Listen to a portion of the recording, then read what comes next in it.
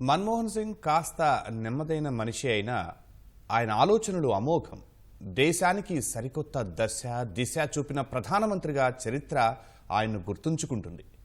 ఎక్కడ పెద్దగా మాట్లాడకుండానే 2004 నుంచి 2014 వరకు దేశాన్ని సమర్థంగా ముందుకు నడిపించారు. ప్రత్యేక రాష్ట్రంగా తెలంగాణ ఏర్పాటు, ఉపాధి హామీ పథకం ప్రారంభం వంటి ఎన్నో కీలక పరిణామాలు ఆయన ప్రధానిగా ఉన్నప్పుడే చోటు చేసుకున్నాయి.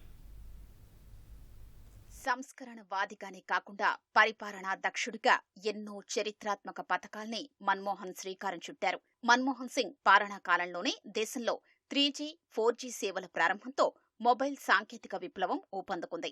ఆధార్ కార్డుల జారీ మొదలైంది ఆయన హయాంలోనే. మన్మోహన్ సర్కార్ గ్రామీణ పేదలకు ఏడాదికి 100 రోజుల పనికి గ్యారంటీ కల్పిస్తూ ఉపాధి హామీ పథకాన్ని తీసుకొచ్చింది. వివిధ పథకాల కింద నగదు సాయాన్ని ఆధార్ అనుసంధానమైన లబ్ధిదారుల బ్యాంకు ఖాతాల్లోకి నేరుగా బదిలీ చేసే ప్రక్రియను ప్రారంభించింది. ప్రైవేటు పాఠశాలల్లోనూ కొందరు పేద విద్యార్థులు ఉచితంగా చదువుకునేలా నిబంధనలు రూపొందించింది. సామాన్యుడి చేతికి పాశుపతాస్త్రం లాంటి సమాచార హక్కును అందించింది. దేశంలో 3 కోట్ల మంది చిన్న సన్నకారు రైతులకు 72,000 కోట్ల రుణమాఫీ చేసిన ఘనత మన్మోహన్ ప్రభుత్వానికి దక్కుతుంది.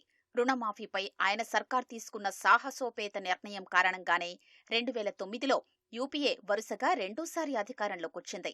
ఆ స్ఫూర్తితోనే చాలా రాష్ట్ర ప్రభుత్వాలు రైతు రుణమాఫీ హామీతో ఎన్నికలకు వెళ్లి గెలిచాయి. మన్మోహన్ హయాంలోనే విదర్భ, బుందేల్ఖండ్ ప్రాంతాల్లో రైతు ఆత్మహత్యల నివారణ కోసం ప్రత్యేక ప్యాకేజీలు ప్రకటించారు. భూసేకరణ చట్టాన్ని ఆధునికీకరించి ప్రభుత్వ పథకాలు, మౌలిక వసతుల ప్రాజెక్టుల్లో భూములు కోల్పోయే బాధితులకు అధిక పరిహారం, పునరావాసం అందించేలా మన్మోహన్ చర్యలు తీసుకున్నారు. ఉగ్రవాదాన్ని అణచివేసేందుకు జాతీయ దర్యాప్తు సంస్థ NIA ఆయన హయాంలోనే అవతరించింది. తన మైనారిటీ ప్రభుత్వానికి వామపక్షాలు మద్దతు ఉపసంహరించుకుని హెచ్చరికలు జారీ చేసినా వెరవకుండా అమెరికాతో అణు ఒప్పందం చేసుకున్న ధైర్యశాలి మన్మోహన్.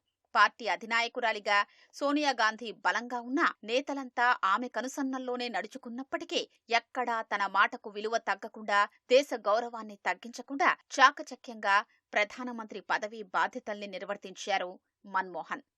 ప్రధానిగా మన్మోహన్ 10 ఏళ్ల పదవీ కాలంలో ఎన్నో సంక్షోభాలు తలెత్తాయి. ఆయన సర్కార్పై విమర్శలు, కుంభకోణాల ఆరోపణలు వెల్లువెత్తాయి. 2G, బొగ్గు, కామన్వెల్త్, ఆదర్శ్ వంటి కుంభకోణాలు ప్రభుత్వాన్ని అతలాకుతలం చేసినా ఎవ్వరూ మన్మోహన్పై నేరుగా వేలెత్తి చూపలేదు.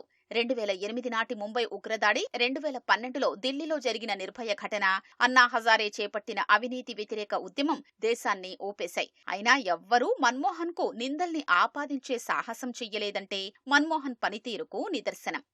తన ప్రభుత్వానికి పూర్తిస్థాయి మెజారిటీ లేకున్నా రాజ్యసభలో మహిళా రిజర్వేషన్ బిల్లుకు ఆమోదముద్ర వేయించారు. అత్యంత వ్యూహాత్మకంగా తెలంగాణ బిల్లును ఉభయ సభల్లో గట్టెక్కించారు. ఢిల్లీ అంతర్జాతీయ విమానాశ్రయం ఆయన హయాంలోనే రూపుదిద్దుకుంది. ఢిల్లీకి మరోవైపు జేవర్ ఎయిర్పోర్టుకు భూసేకరణ చేపట్టి పునాదులు వేశారు. దేశ రాజధానితో పాటు చాలా నగరాల్లో మెట్రో రైలు విస్తరించారు. మన్మోహన్ హయాంలోనే ప్రతిభా పాటిల్ రాష్ట్రపతి పీఠం ఎక్కారు. తొలిసారి ఒక మహిళను దేశ అత్యున్నత స్థానంలో కూర్చోబెట్టిన ఘనకీర్తి ఆయన సర్కార్దే. మన్మోహన్ హయాంలోనే సేల్స్ ట్యాక్స్ స్థానంలో వ్యాట్ ప్రవేశపెట్టారు. GST విధానాన్ని తెరమీదకు తీసుకొచ్చి రాష్ట్రాల మధ్య సమన్వయ సాధనకు చర్యలు ప్రారంభించారు.